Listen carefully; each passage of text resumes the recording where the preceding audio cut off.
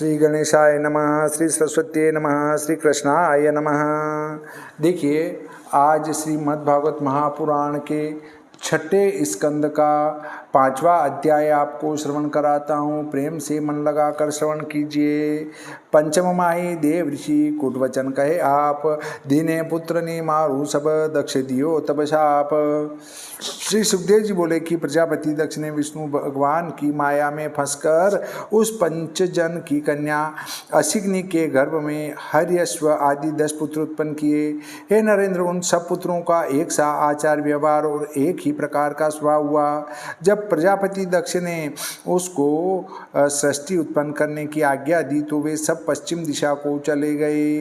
पश्चिम दिशा के उस स्थान में कि जहाँ सिंधु नदी समुद्र के साथ मिली है, उसी स्थान में नारायण सुर नामक एक तीर्थ है। वह अतिशय पुण्यदायक हैं। बड़े बड़े महात्मा मुनि लोग और सिद्धगण सदा उसकी सेवा किया करते हैं।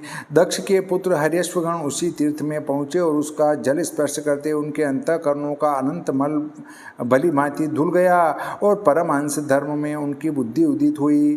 तथापि उनके पिता ने उनको सृष्टि के रचने की आज्ञा दी थी। वह सब उसी काम में लगे हुए सृष्टि के उत्पन्न करने की कामना से बड़ी घोर तपस्या करने लगे।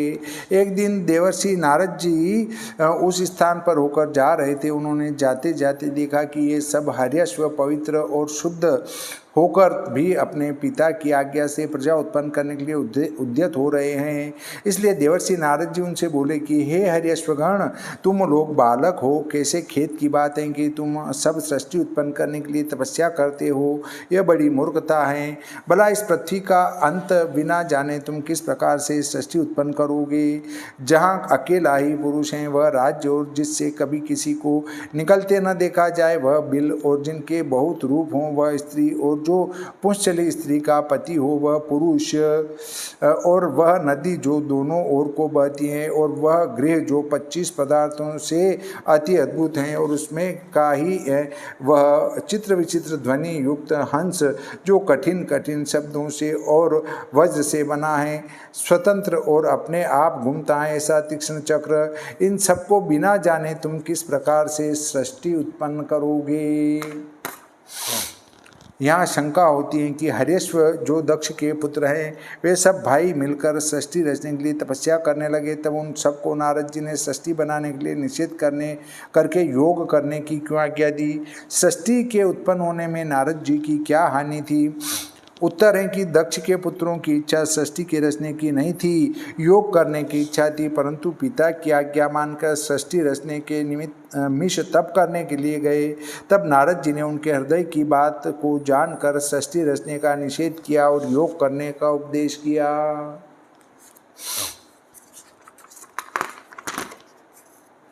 तुम्हारे पिता सर्वज्ञ थे, उनके अनुरूप क्या आज्ञा है उसको भी भली भांति से पहले जान लेना कर्तव्य है। इन सब बातों को बिना जाने सृष्टि उत्पन्न करने का शीघ्रता से एकाएकी उपस्थित हो जाना किसी प्रकार से हमको ठीक नहीं जंचता है। श्री सुखदेव जी बोले कि हे परीक्षित, हर्यश्वगण इस बात को सुन अपनी स्वाभाविक बुद्धि से नारद जी के कहे हुए कुट वचनों का उत्तर देने को परस्पर विचार करते करते कहने लगे कि देवर्षि नारद जी ने 10 वाक्य कहे। बिना जाने इत्यादि जो वाक्य कहे हैं उनका अर्थ यही है कि भूमि अर्थात क्षेत्र, जीव, संज्ञक लिंग शरीर जो आत्मा के बंधन का कारण है। इसलिए देवर्षि नारद जी के इस वाक्य का यही तात्पर्य होगा कि लिंग शरीर के अंत अर्थात विनाश दर्शन करके मोक्ष के विरुद्ध असत कर्म करने से क्या फल होगा। और देवर्षि नारद जी ने जहाँ एकमात्र पुरुष हैं वह राज्य इत्यादि जो वचन कहे हैं उनका भी यही अर्थ है कि एकमात्र ईश्वर ही सबके साक्षी हैं। उनका आश्रय और कोई नहीं है। वह अपने आप ही अपने आधार हैं। उन नित्य मुक्त ईश्वर को बिना जाने और उनमें समर्पण बिना किए वृथा कर्म करने से क्या फल होगा। और देवर्षि नारद जी ने जिसमें कभी किसी को निकलते न देखा जाए वह बिल बिना देखे इत्यादि जो वचन कहे हैं उनका तात्पर्य यही है कि पुरुष जहाँ जाकर बिल स्वर्ग अर्थात पाताल में गए हुए पुरुष के समान वहाँ से फिर पीछे को न लौट सके। वह परम ज्योति स्वरूप पर ब्रह्म, उस ब्रह्म को बिना जाने निरर्थक नाशवान स्वर्ग के साधन करने वाले कर्मों के करने से क्या फल मिलेगा। और देवर्षि ने जिसके बहु रूप हो वह स्त्री, यह जो कहा इसका अर्थ यह जान पड़ता है कि अपनी बुद्धि स्वेरिणी स्त्री के समान मोह की करने वाली और रज इत्यादि अनेक गुणों से युक्त हैं। जो पुरुष उस बुद्धि के अंत को प्राप्त नहीं होता, उसके अशांत कर्म करने से उसको क्या फल मिलेगा। और नारद जी ने पुंश्चली स्त्री का पति हो वह पुरुष इत्यादि जो कहा है इसका आशय यह है। पुंश्चली मतलब एक से अधिक पति करने वाली, उसको पुंश्चली स्त्री कहते हैं।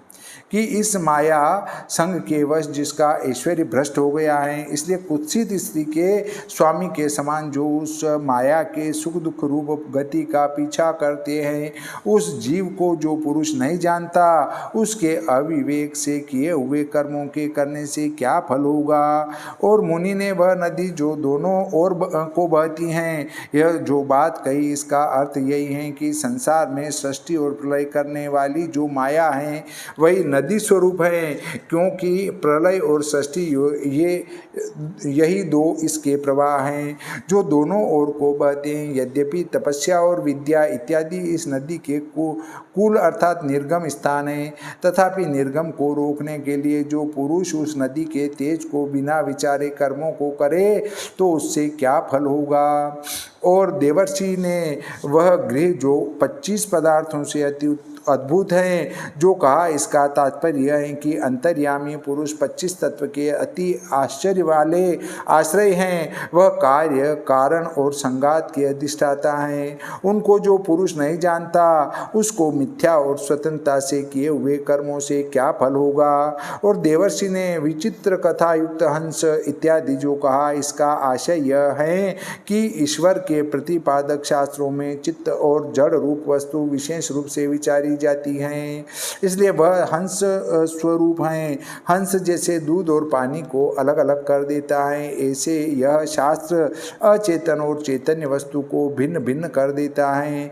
किस कर्म में बंधन और किस किस कार्य से मुक्ति है इसको दर्शाया करता है, इसलिए उसकी सब कथा विचित्र है। इस शास्त्र को त्याग करके अर्थात न जान करके केवल बहिर्मुख कर्म मात्र के करने से क्या फल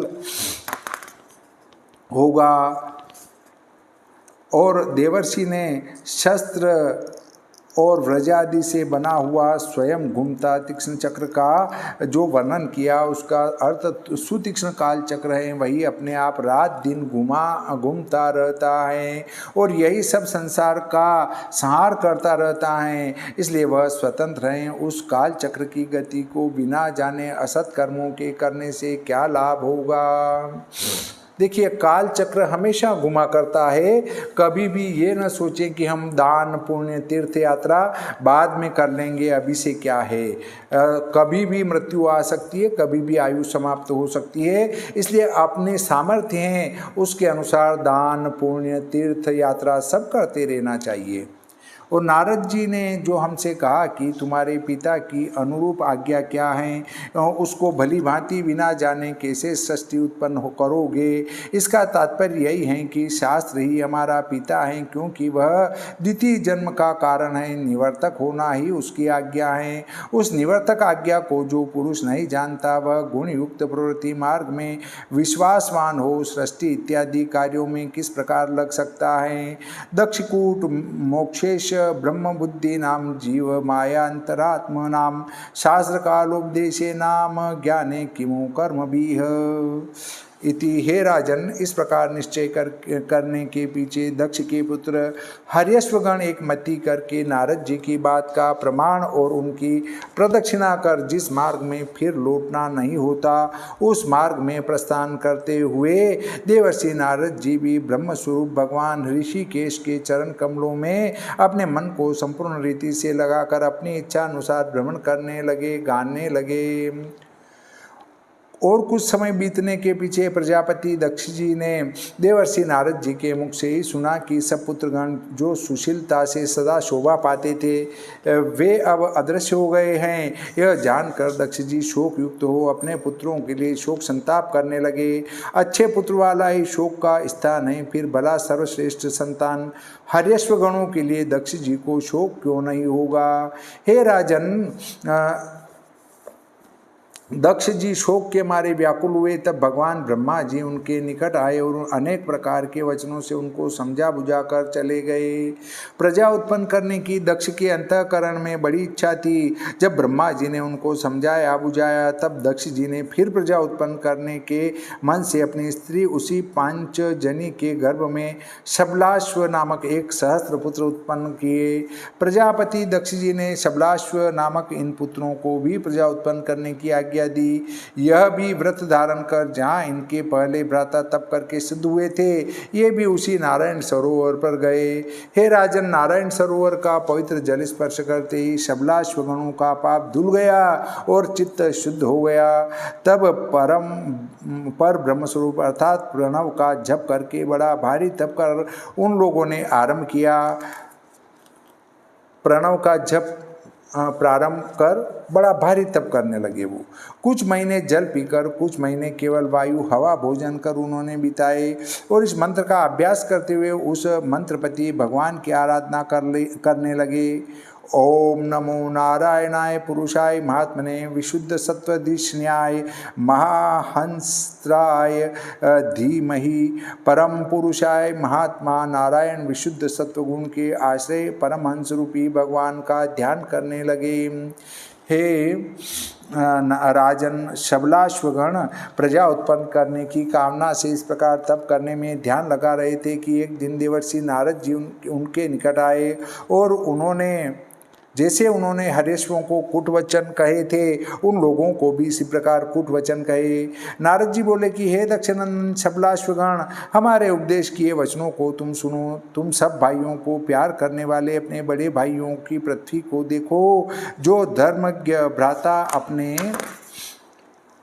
भाई की गति को जाता है वही पुण्य बंधु हैं। भ्राता के चाहने वाले देवतागण उसको लेकर आनंद मनाया करते हैं। हे आर्य, हे राजवर्य, देवर्षि नारद जी केवल इतना ही कहकर अपने स्थान को चले गए। उनका दर्शन व्यर्थ नहीं जाता, इसलिए उनके इन वचनों से शबलाश्वगण भी अपने बड़े भाइयों के मार्ग की रीति पर चले। वे लोग बहुत सुंदर प्राचीन परमेश्वर के मार्ग को गए। जिस प्रकार पश्चिम को गई राती लौट कर नहीं आती, वैसे ही आज तक वे लौट कर नहीं आए। हे राजन, इस ओर प्रजापति दक्ष को अनेक अनेक भांति के उत्पात दिखने लगे। उन्होंने थोड़े दिन पीछे सुना कि नारद जी की सम्मति से शबलाश्व नामक पीछे उत्पन्न हुए पुत्रगण भी विनाश को प्राप्त हुए। इसलिए दक्ष पुत्र शोक से मूर्छित हो महर्षि नारद जी के ऊपर क्रुद्ध हुए। देवर्षि नारद जी पहले ही जान लिया था कि पुत्रों की पारमहंस्य धर्म में निष्ठा की कथा सुनकर प्रजापति दक्ष क्रोधित होंगे, इसलिए नारद जी अनुग्रह प्रकट करने के लिए उनके निकट गए। तब दक्ष जी क्रोध वेग के मारे अधरों होठों को फड़फड़ाकर नारद जी का अपमान करने लगे। दक्ष बोले कि अरे असाधु, तेरा केवल वेश ही साधु के तुल्य है, परंतु वास्तव में तू साधु नहीं, क्योंकि तूने हमारे पुत्रों के ऊपर अतिशय असाधुपन का व्यवहार किया है। हमारे पुत्र निज धर्म में प्रवृत्त थे, तूने उनको भिक्षुक मार्ग का उपदेश किया। क्या यह साधु का कर्म है? ब्राह्मण जन्म लेते ही 3 ऋषिगणों से के ऋणी होता है। वह तीनों ऋणों से बिना कर्मों की मीमांसा किए बिना छूटे मुक्त नहीं हो सकता। हे पाप रूप, अभी हमारे पुत्रों का ऋषिगण नहीं छूटा। पुत्र उत्पन्न करना और यह यज्ञानुष्ठान तो पीछे करना होता है, फिर इन 2 कार्यों के ही करने से देव ऋण और पितृ ऋण से किस प्रकार मुक्ति हुई? जो हो तू अतिशय पापी हैं, क्योंकि संसारी सुख छुड़ाकर तूने हमारे पुत्रों का यह लोक ही नहीं वरन परलोक भी बिगाड़ दिया, क्योंकि अब उनका मोक्ष में अधिकार नहीं रहा। मनुस्मृति में है कि ऋणानि त्रीण्य पाप कृत्य मनोमोक्षे निवेशयेत अनपाकृत्य मोक्षम तु सेवमानो व्रजत्यधः। श्रुतिय जायमानो वे ब्राह्मण स्त्रीभिर्ने त्रिभिर्ऋणवान् जायते ब्रह्मचर्येण ऋषिभ्यो यज्ञेन देवेभ्यः प्रजाया पितृभ्यः एष वा अनृणो यः पुत्री यज्वा ब्रह्मचारी वासी इति। तू बड़ा निर्दयी है, बालकों की पुत्रादि उत्पन्न करने की मति तूने बिगाड़ दी। क्या आश्चर्य है, तू इस प्रकार से भगवान का यह नाश करने वाला होकर किस भांति से उनके पार्षद गणों के बीच में फिरा करता है, क्या निर्लज्जता है। अरे हम देखते हैं कि तेरे सिवाय सब भगवत भक्त सब प्राणियों पर अनुग्रह करने में उपस्थित रहते हैं, परंतु तू मित्रों से द्रोह करने वाला है और जो वेरी न हो उसे तू वेरी बना देता है। इस प्रकार से सब प्राणियों का अभिप्राय करने में तुझे लज्जा नहीं आती। यदि तूने अपने मन में ऐसा समझा है कि वैराग्य से उपशम और उपशम से स्नेह की फांसी टूट जाती है और विरक्त पुरुषों के 3 ऋणों का दूर करना अनावश्यक है, तो भी ज्ञान के बिना मिथ्या इस प्रकार का वेश धारण कर इस प्रकार की मति चलायमान करने से पुरुषों को कभी वैराग्य नहीं हो सकता। जब वैराग्य ही नहीं तब उपशम कहाँ से होगा, जब उपशम नहीं तब स्नेह पाश छूटने की क्या संभावना है।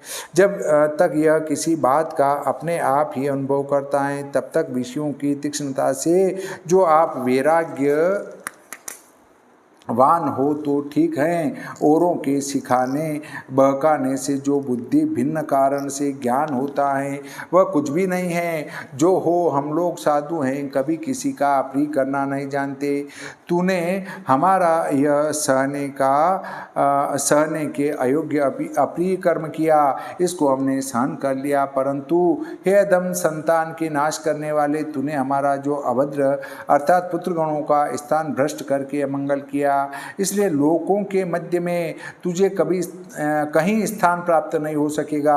अर्थात एक स्थान पर बैठेगा तो तेरे मस्तक में दर्द हो जाएगा, तेरा जन्म भटकते ही भटकते कटेगा। श्री सुखदेव जी बोले कि हे राजन, साधु सम्मत देवर्षि नारद जी को जब पुत्र शोक से व्याकुल हुए दक्ष जी ने शाप दिया, तब नारद जी कुछ न कहकर उस शाप को अंगीकार कर लिया, क्योंकि प्रतिशाप देने में समर्थ होने पर भी उसका सह लेना ही साधुओं का मत है। श्रीमद्भागवते महापुराणे षष्ठ स्कंदे भाषाटिकायां नारद शाप वर्णनम नाम 5मो अध्याय। श्री सरस्वती मैया की जय, श्री कृष्णचंद्र भगवान की जय, श्री गणपति जी महाराज की जय, बजरंग बली की जय, श्री रामचंद्र भगवान की जय।